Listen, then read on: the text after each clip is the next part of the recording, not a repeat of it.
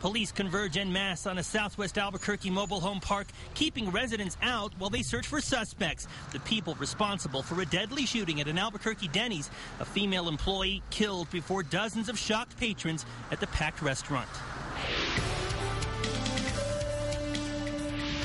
Police have at least 2 possible suspects in custody tonight, but the search continues for more. Hello, everyone. I'm Tim Maestas. Armed robbers stormed the crowded Denny's and opened fire this morning, leaving 1 woman dead and dozens of customers shocked. We have complete coverage tonight. News 13's Crystal Gutierrez is standing by with a live report on the search for suspects. But first, how it all began. A quiet but busy morning at this Albuquerque Denny's quickly turns to this, a crime scene crawling with police and customers in shock. They're obviously our eyes and our ears for us, the people that were here at the restaurant. Dozens of witnesses meeting with police, describing what happened after a group of armed men stormed the restaurant. 4 masked men came in with guns. 2 went towards the back that we could see because we all got on the ground. There was 1 gunshot that went off in the back. And then we heard the guy in the middle, kind of reminding people to stay down, stay down. The preliminary investigation shows that something went bad. One of the offenders shot Denny's employee. By the time the robbers left, the Denny's employee, a young woman, was dead. A shocking start to the day for as many as 100 people, some of them with small kids. City Councilor Ken Sanchez was headed to the restaurant to meet his mom when she called him, telling what happened. We couldn't understand what she was saying because it was so much turmoil and the screaming and hollering in the background. And she's really shaken up.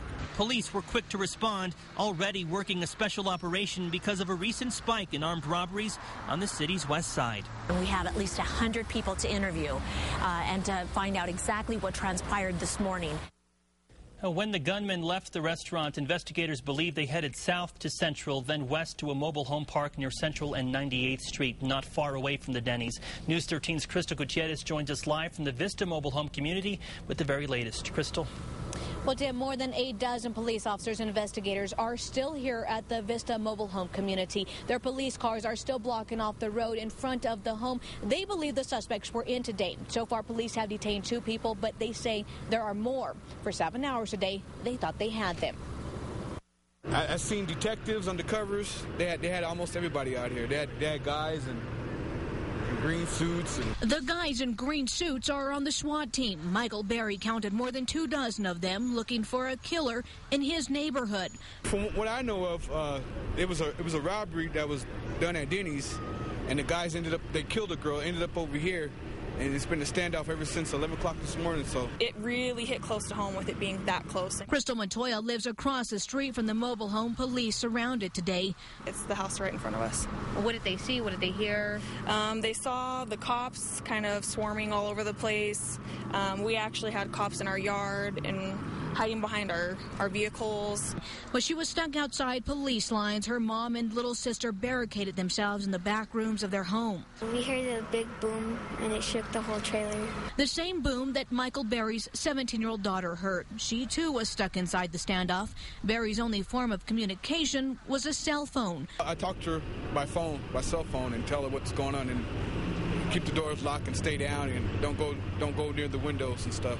Investigators say the boom was a shock bomb, their last resort to try and get the suspects out of the home. But when the SWAT team went inside, they didn't find what they were looking for. They didn't find anybody? I don't know. I'm assuming not, because they said there was no arrest made. 7 hours later, residents were allowed into the mobile home park. That's when they found out there had not been an arrest. We haven't seen nobody come out in custody, so how do we know it's really over? The girlfriend of the man whose home police surrounded this evening was also questioned by detectives. She told us she had not seen her boyfriend all day today. Still no word if he's a suspect police are looking for. Tim, back to you. Thank you, Crystal. Again, 2 possible suspects have been detained so far. Police believe there are more. If you have any information, you are asked to call police. As for the woman who was killed, police have not yet released her name.